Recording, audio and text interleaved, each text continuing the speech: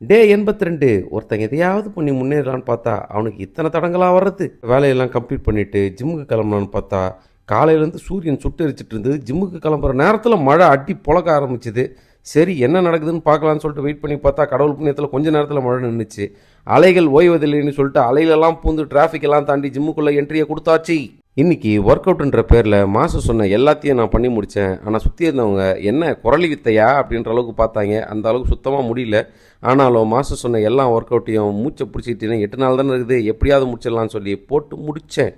சுத்தமாக பசி தாங்க முடியல. போகிற வழியில் ஒரு ஹோட்டலில் மிர்ச்சி சிவா சொல்கிற மாதிரி ஐயோ கிச்சடி அப்படின்னு சொல்லிட்டு கிச்சடியை சாப்பிட்டு முடிச்சுட்டு ஃப்ரெஷ்னப் ஆகிட்டு கீழே வந்தா பார்க்குறதுக்கு ஹிப்ஹாப் டான்ஸர் மாதிரி என்னை பிக்கப் பண்ணுறதுக்கு வந்து நின்னார் மிஸ்டர் வேல் சுவாமி. என்ன தான் எனக்கு பாடி பெயின் அண்ட் ஃபீவர் இருந்தாலும் நம்ம வாரத்தில் ஒரு நாள் வேல்யூபிளான டைம் ஸ்பெண்ட் பண்ணுற இடம் இதுதான் சொல்லி ஃபீவர் பாடி பெயின்லாம் தூக்கி ஓரமாக வச்சுட்டு பசங்க கூட சேர்ந்து கிரிக்கெட் விளாட ஆரம்பித்தேன். நான் தான் இன்றைக்கி மொக்கையானு பார்த்தா நம்மளோட தம்பி ஷெரின்னு என்னை விட டேஞ்சராக இன்றைக்கி ஆடினா. தம்பி ப்ளீஸ் கான்சன்ட்ரேட் அப்படின்னு சொல்லி ஆட வச்சுட்டு கடைசி மேட்சை மாசாக முடிச்சுட்டு இன்னையோட நாளை சக்ஸஸ்ஃபுல்லாக கம்ப்ளீட் பண்ணுறோம். ஷாம் யோ நாளை சந்திப்போம்.